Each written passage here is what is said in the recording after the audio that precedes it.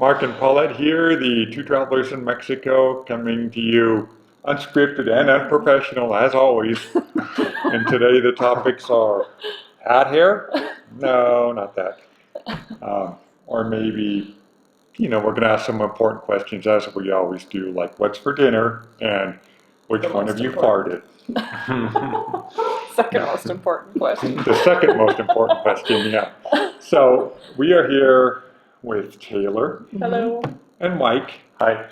And they are visiting us from Canada, and they have an interesting story. They rode here on their motorcycles. Yeah. They did some house sitting for us. They have been to Mexico many times, and so I want to ask them first, what about Mexico keeps you two coming back?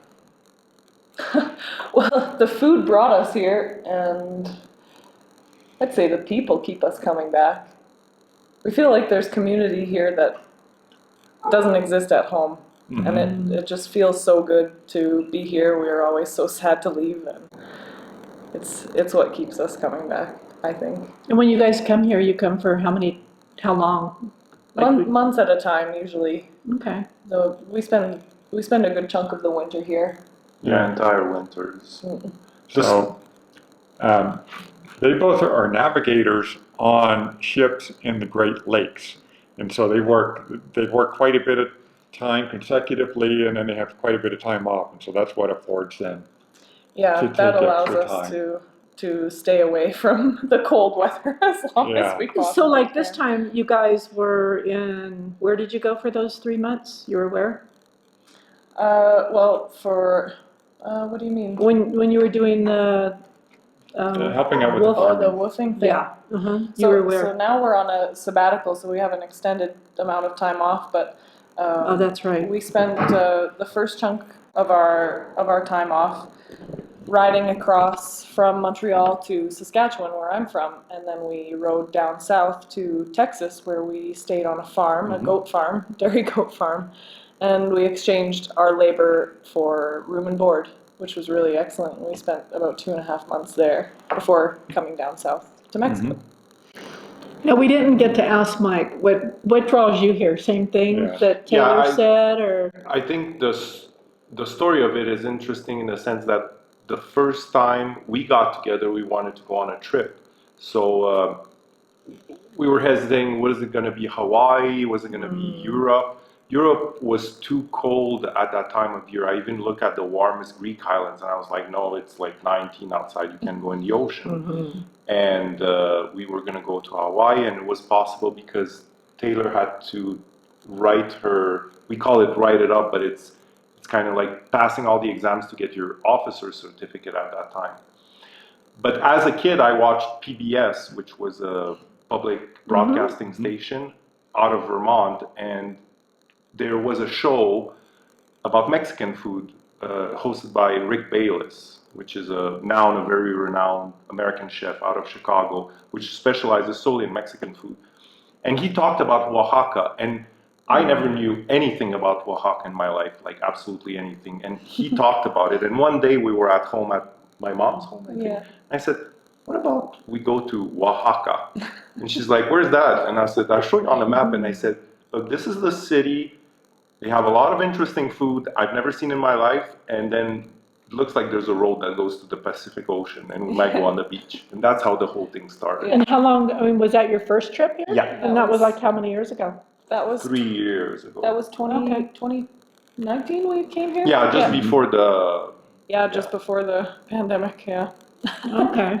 I think we even watched a few Rick Bayless videos of him visiting the mercados in Oaxaca and what he made, and it was the food that got us here and the culture that kept us coming. That's funny. So exactly like you mentioned, the food was the first thing, and then second thing was I'm originally from Romania. I was born and raised there, and I found in Mexico this proximity with people, this friendliness and this kindness that is, without any prejudice, more found maybe in poor people or poor countries than you find in the more individualistic countries. It's a simple, humble, personal opinion, but and I found that again.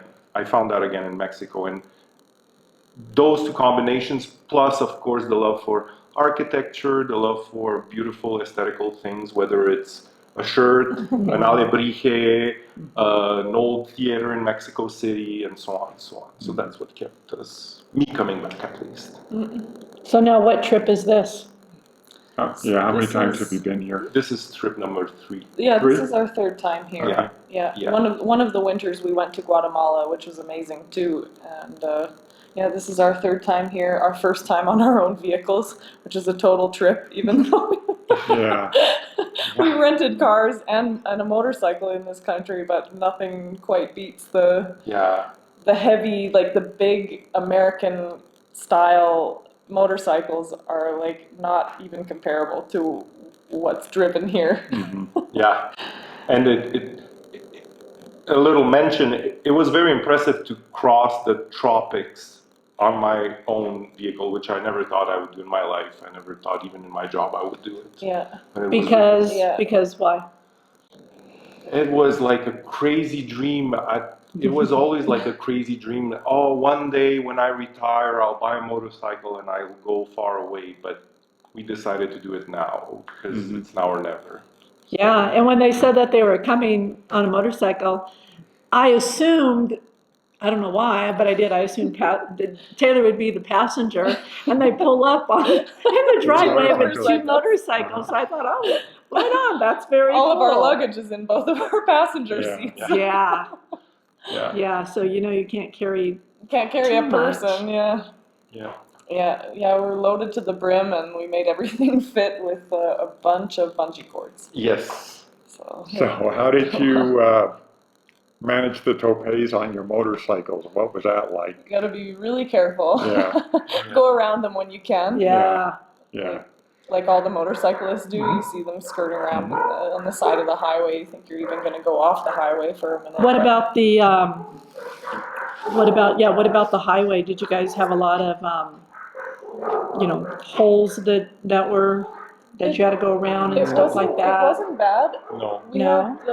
had we stayed in Monterey for a couple nights before coming here. Okay. And leaving Monterey was the scariest part of the whole journey. Yeah, that was extremely Because- scary. Driving through the city, it was busy and crazy, and we're trying to stay like kind of on the periferico, and there's people trying to merge in, merge out, and there's in front, behind you, and stuff's happening all over the place.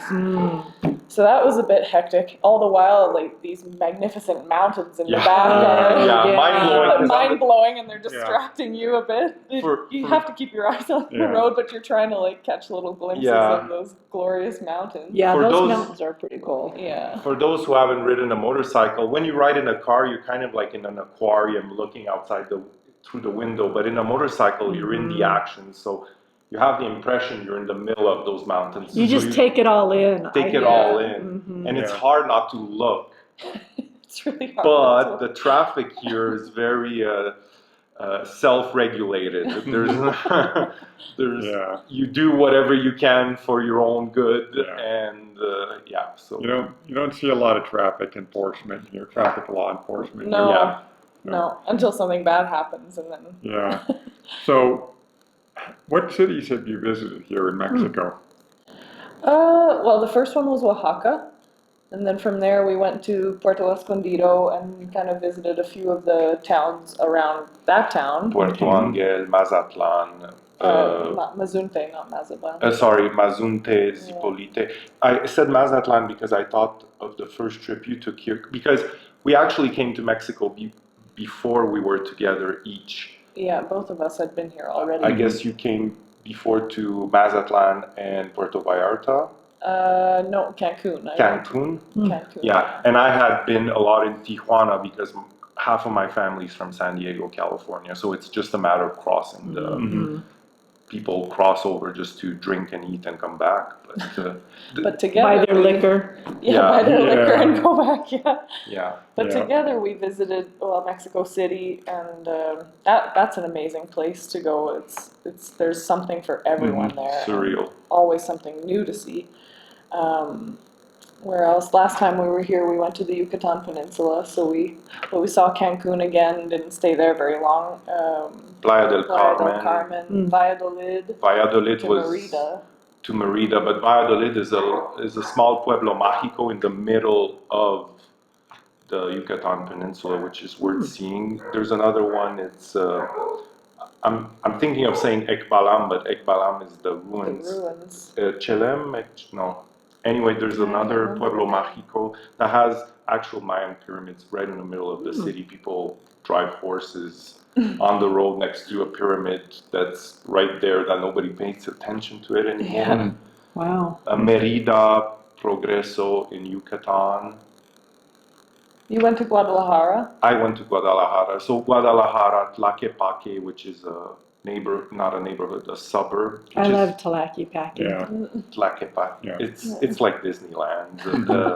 Zapopan, Chapala. I went to Chapala. I took the bus and went to Chapala. I came back. And after we saw We went to Puebla. Puebla, yes, that's Like right. a Oh, that's 2-day right. trip from Mexico City. Cholula. Cholula. The pyramid in Cholula is it's actually the largest pyramid in the world. People think of the Giza pyramid in Egypt because it's taller, I believe, or it's more massive. But Cholula is the more voluminous one. It's actually a mountain, and they didn't know it was a mountain, and they put a little Church on top. Yeah. Catholic. Yeah, they thought it Catholic. was a mountain and realized that later on, after the church is already on top of it, it's Yeah. actually That's a a pyramid pyramid. underneath. Yeah. And the views on both volcanoes, because all that region is surrounded by the southern belt of volcanoes. So you have a view on the two main volcanoes of Puebla. That is really something to see. Yeah. I can't describe it in words really, but it's Yeah. very, very impressive. So after you guys leave here, you're gonna go, what are your plans after you leave San Luis Potosi? So we have another house sit in Puebla coming up January 20th. So we have a few days to get there, so we're going to stay in Querétaro and do some day trips from there, explore go to Bernal and Celaya, where Cajeta's from. Maybe try some Cajeta. San Miguel Allende, San which Miguel everybody Allende. talks of, especially Yeah. when you come from a Western country. Everybody goes to San Miguel. It's very popular with Westerners. Pinal, Pinal, some of the Reserva de Sierra Gorda. Sierra Gorda. Yeah. Yeah. After Puebla, we're gonna head to Chapala area. We have another house sit there in February. This house sit thing is fantastic if you Yeah. ever get the chance to try it. Yeah. Right? What a way to see other places. Yeah. And for a good deal. Well, and the nice thing about the house sit is you can do it for a couple of days to a couple of months. Uh-huh. Yeah. If you want to do that, if you want to stay in that same area for a couple of months. I mean, it's free housing, Yeah. you know, which is nice. It's a free way to travel. I mean, for your accommodations, because you know that accommodations are what cost the most. So, you know, your accommodations are paid for, you get to travel to different areas, and it's a win-win. I mean, you might take care of some cats or some dogs, or Yeah. sometimes it's just to stay in the house too. Yeah. Yeah. You know, it's just they don't want their house vacant, so they want somebody there for a month or two while they're traveling. Yeah. Nothing to do but just, you know, lay low and Yeah. make sure nobody breaks in and you're there and get to enjoy it. Yeah. Yeah. Yeah, all it takes is a little bit of administrative savvy, lining things up and planning. But I also think, like, for the viewers who don't quite picture very accurate, super accurately Mexico, where Paulette and Mark live, that's the beginning of a series of cities that are all one next to each other. We're talking here 2-3 hours from each other. There's León in Guanajuato. There's San Miguel Allende. There's Santiago de Querétaro. There's Guadalajara, Aguascalientes, Zacatecas. There's a region called the Bajío, which is same as here, a plateau high up, but it's more fertile. It starts here and it goes south. So once you hit that region, which is roughly northwest of Mexico City, there's so much. There's so much wealth, historical wealth, geographical wealth to see, mountains, old cities that have cathedrals and architectures that are way older than anything in Canada or the US. We're talking here about the beginning of the new world, and people here who founded cities, big mines, and everything. So once you're here, it's endless. It is absolutely endless. Yeah. And for example, today the place we visited, Mhm. Serra Serra de de San San Pedro. de San Pedro, Mhm. it was built before, like almost before Canada was even discovered. Yeah. Ancient. Yeah. It's incredible. And it's a It's- small little town, Yeah. but it's worth seeing. Yeah. Yeah. I think if somebody comes to San Luis Potosi, I would say it's worth seeing. Definitely. People that come to visit us, we always take them there. Yeah, So, yeah. but it's amazing, to be able to walk through history, Yeah. And see people it are still living in it functioning, and still. people are Yeah. still living in it. Yeah. But they're treating it with the kind of reverence that it deserves. It's just, it's amazing and a privilege to be able to do that. Absolutely. Yeah. Really, absolutely. And like I'm from Montreal, Canada. Well, I'm originally from Romania, but I live in Montreal, Canada, and it's a pretty old city by Canadian or US standards. Everything that's old is kind of accessible only to the richest of the rich, like the old port of Montreal. All the real estate is inhabited by extremely wealthy foreigners. It's nobody local. Here, you can go to a city where all walks of life and society live in next to these buildings that are 400 years old, that are part of the life. Yeah. The- Children play in them. The dogs live in them. Everything happens there. The Catholic religion, no matter what each opinion is, the Catholic religion is alive and well in this country, and people go to these churches and keep them alive, even though they're extremely old, extremely old. Yeah. And they're all well maintained too. Yes. Yeah. And that's just the thing. Like in these churches that we have here in San Luis, you go into them and they're just, they're beautiful to look at from the outside, and then you go to Yeah. the inside and they open up and they're just Yeah. like It's amazing spectacular. to look at. Absolutely. And then the other thing we talked about earlier today is, you can walk by a place and the gate will be closed, and you could walk by it every day for a month. One day you walk by, the gate's open, and it's And just it's like such a this total surprise. paradise inside. Yeah.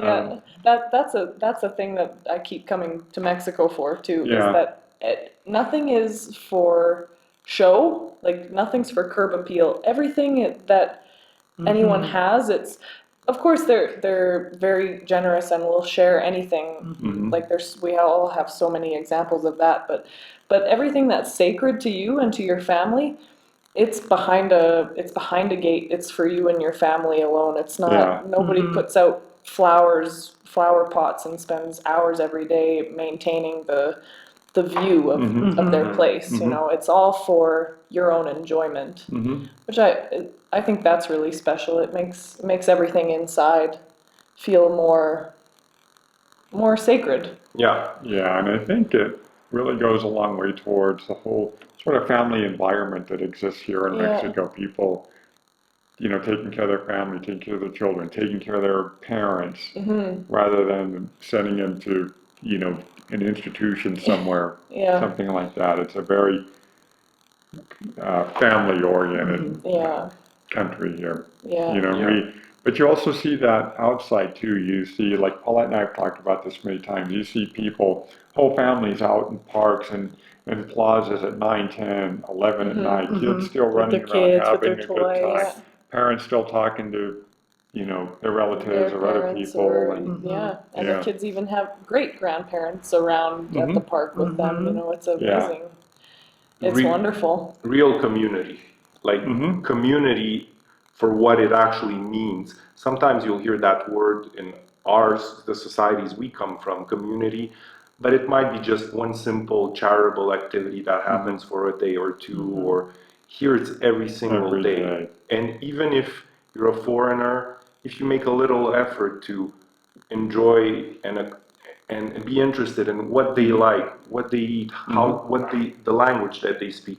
They'll open up to you, like Yeah, the stories we all have, like people just, Yeah, it takes one or two occasions, and at the third one, you're already family. They're inviting you to absolutely Yeah. anything, Yeah. and it's out of the kindness of their heart, and it's not for show. It's not to look That's right. generous. Right. Yeah, and it's not because they want anything else. Exactly. I mean, they're just offering from their hearts. I mean, you told us a story where a little girl was offering you some birthday cake. yeah, Yeah, You yeah, know? waiting at the bus stop Yeah. and making a little bit of conversation with her, and next thing you know, here, would you like to try some of Yeah. her? She's Yeah. got a small little foil of cake, and it's just, it's amazing yeah, what's Yeah. offered, and if you just open up a little bit, these people are yeah, incredibly familiar. yeah, Yeah. kind-hearted. Yeah. absolutely. So I wanted to ask you guys a question too. On your first or your second or your third trip to Mexico, did family or friends say, it's dangerous, you're gonna get killed when you cross the border? Or All the what, time. what was your take on that? And what is the truth behind it that you see? Both questions. I think you should answer first because it's more of a reality that belongs to maybe Canadians or U.S. citizens. My reality, my family is different, but The media is a terrible example of what actual life is like here in this country. What's shown is, and I have a lot of theories on this, and I won't go into it because I'm still forming them, but it's portrayed only in the worst light, and the sensationalism of all of it. That's what my grandparents see, and they're at home watching the news, and of course they think anything that happens here that they see on the news, well, I must be involved if I'm in Mexico, right? Because it's a small place, right? Mhm. Yeah, it's been, I mean, the first time was we had to be more reassuring to, especially my mom and my family. Your mom is pretty sensible, and you can kind of talk her down from a lot of things, but of course, like any parents worry, Sure. mine were very concerned. But have they ever been to Mexico? Yeah, to resorts, like yeah, okay. to all Yeah. inclusives Resorts. and, yeah. So And so any time recent or like years ago or? I can't remember the last time Okay. that they came down. It was a few years ago, I would say. Okay. Yeah. They had some pretty interesting experiences in the resorts too. Like one time they were there with my mom and stepdad and my little brother were there. I think he was about 9 years old. This was a few years ago. There was an explosion on the resort. Yeah, so, and I mean, it turned out maybe it wasn't anything like it wasn't a targeted attack or anything. It happened to be like the result of a gas leak, but that's terrifying, especially when you have your young son there and kids back home. So they were really freaked out by that, understandably. And Wow. it's just, then you read the news and you watch the news and you see all those horrible things that happen. But the reality of it is never what's presented.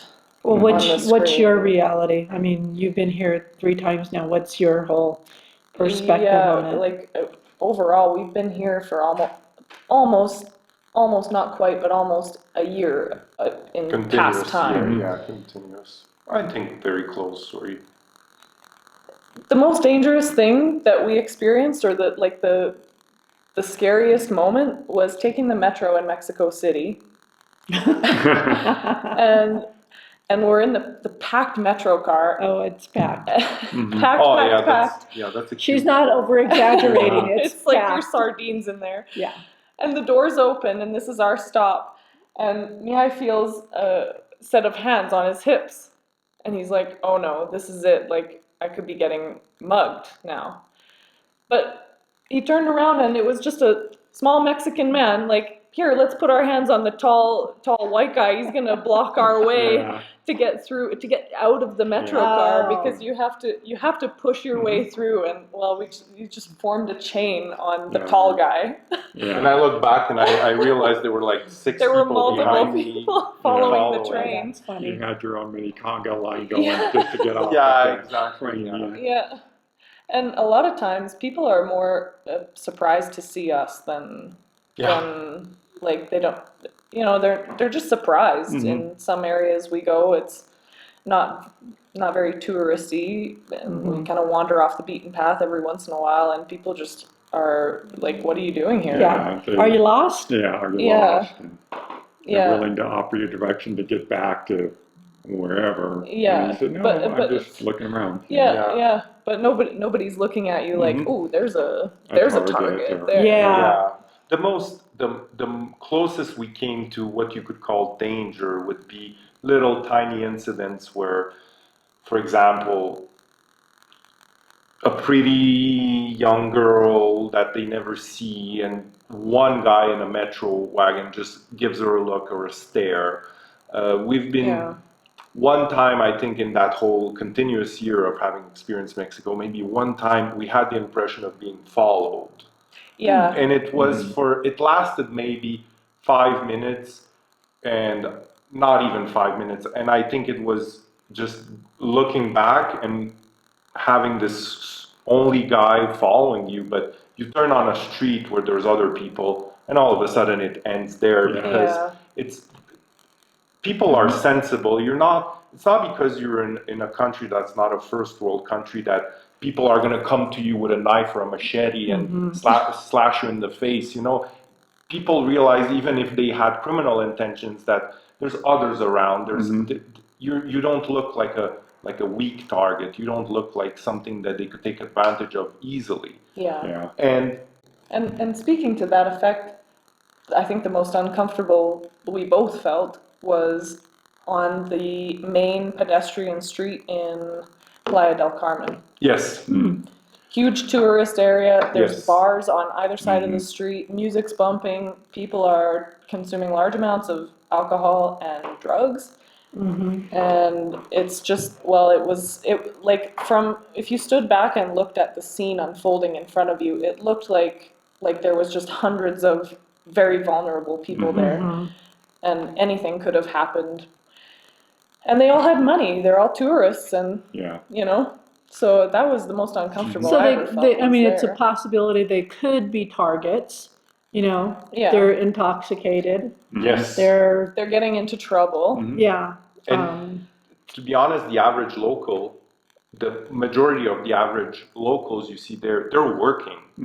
Yeah. They're working. They're not on the street walking around looking for Their next victim. Or, Yeah. foreigners that. No, the majority of people you see, they're working. They're working at selling stuff. They're working in restaurants. They're working in bars. They're working everywhere. So the danger comes almost more from the chaos of having foreigners come and indulge in the availability brought on by the fact that with the exchange rate and everything, life can be cheaper here. Your Yeah. buying power increases considerably when you come here.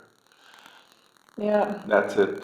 So the reality for us is exactly what we talked about. Is just that people are so kind and open and Yeah. willing to welcome you anywhere. Yeah. On my behalf, on my family, it's a different outlook on it than Taylor's family, because the majority of people in my family are immigrants, and they left a country that's very similar to here.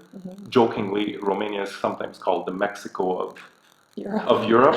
I think the Mexico of Europe is Poland, but we're the Guatemala. The Guatemala. It's just a joke. Yeah. Please, nobody in those countries take offense.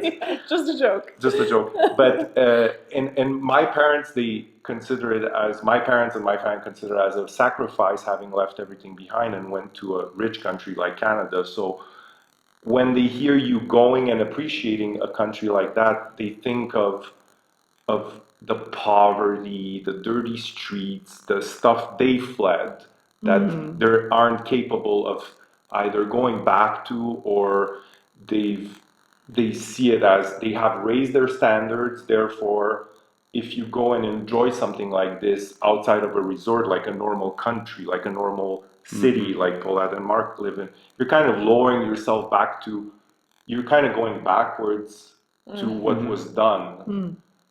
But that, I mean, there's members of my family that see it that way because they could be more on the snobbish side.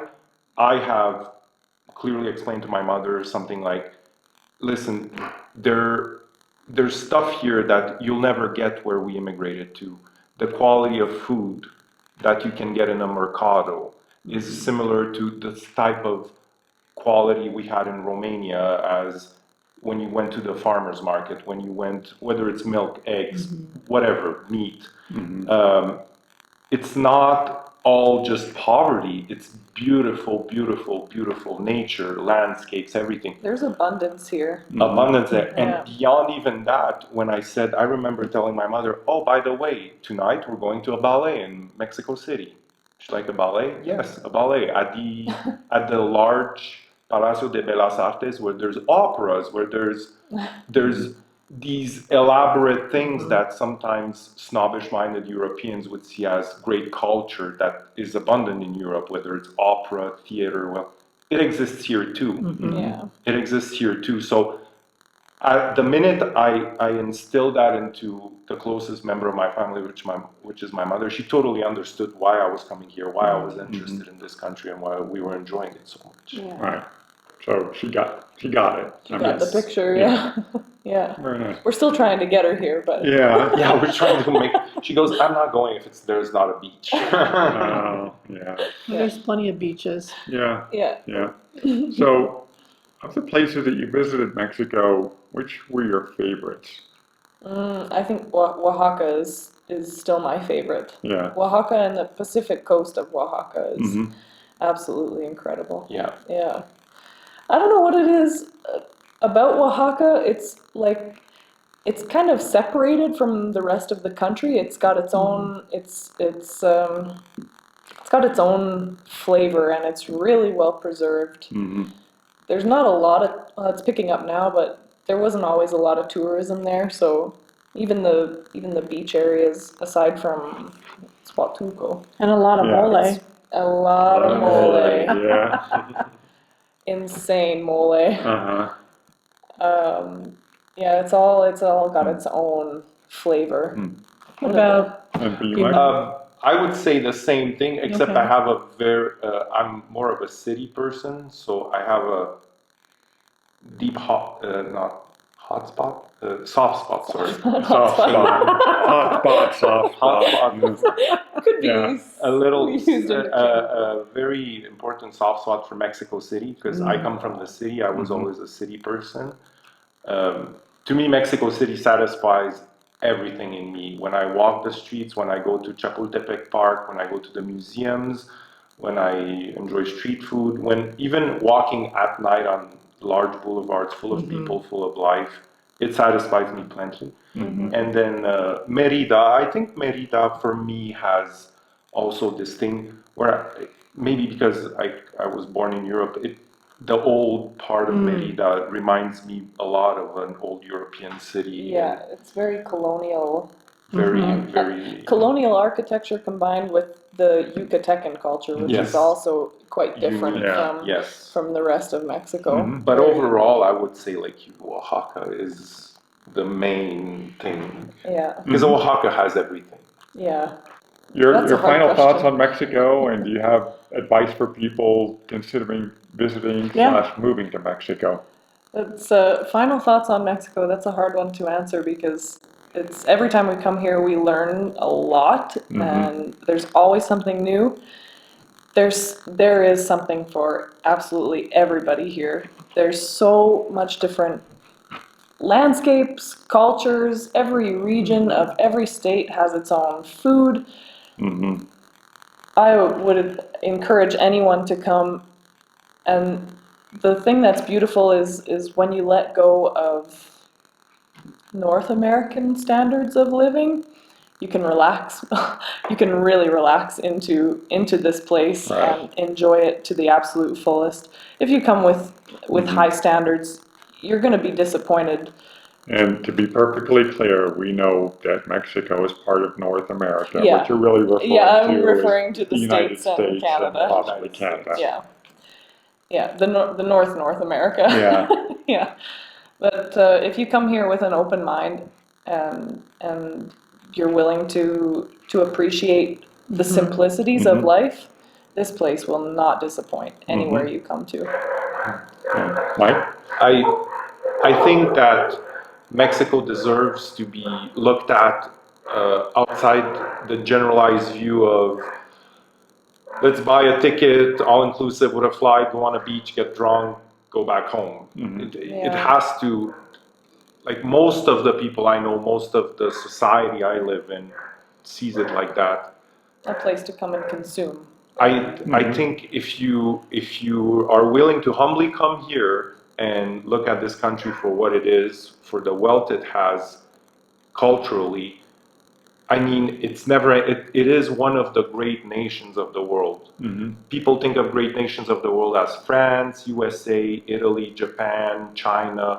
This, yes, it's not a first in line, but if you look at history, if you look at what the Mexican country, the Mexican land gave to humanity, if you look at what's here and what's being done, whether it's art, literature, architecture, name it, forever and ever, it is infinitely wealthy. And it has to offer so much to anybody who's able to have the humbleness to come here and experience it and open their hearts to it.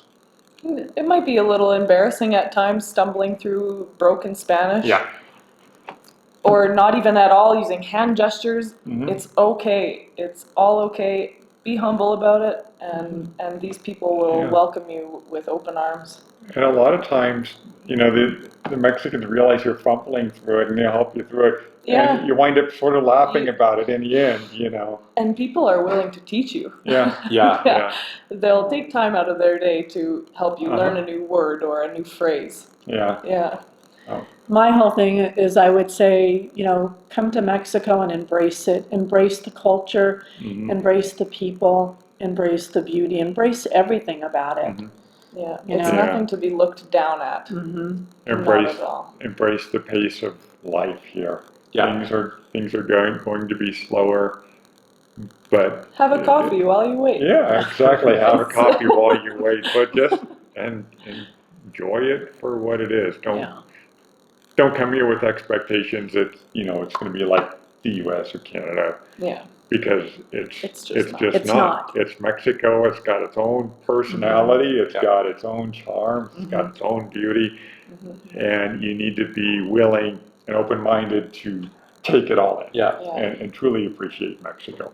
Yeah. I think when I was mentioning earlier that I try to explain to the closest family member I have, which is my mom, what it's all about, she said something that is kind of complementary to what you said. She said, "Oh," she goes, "they have a deeper soul than people think. Like the whole Oh, nation." yeah. She said, "They have a deeper. There's something deep in them, Uh-huh. more than just this country that has a flag, a language, Mhm. a nation. There's something deeper here. There's Right. a And that's nose true. above." That's a good Yeah, I analogy. mean, Yeah. Yeah. I've never thought of it that way, but that is, like Paulette said, an excellent analogy. Yeah. Okay. And it's not for show, it's not for Yeah. boasting, it's not any of that. So maybe that's why it's missed a lot of the time. But if you sit back and open your mind and your heart to it, you'll no doubt you'll see it. Yeah. Yeah. So it's a wrap. And as always, from the two travelers in Mexico, What she said. What she did. She did. bye guys. Bye.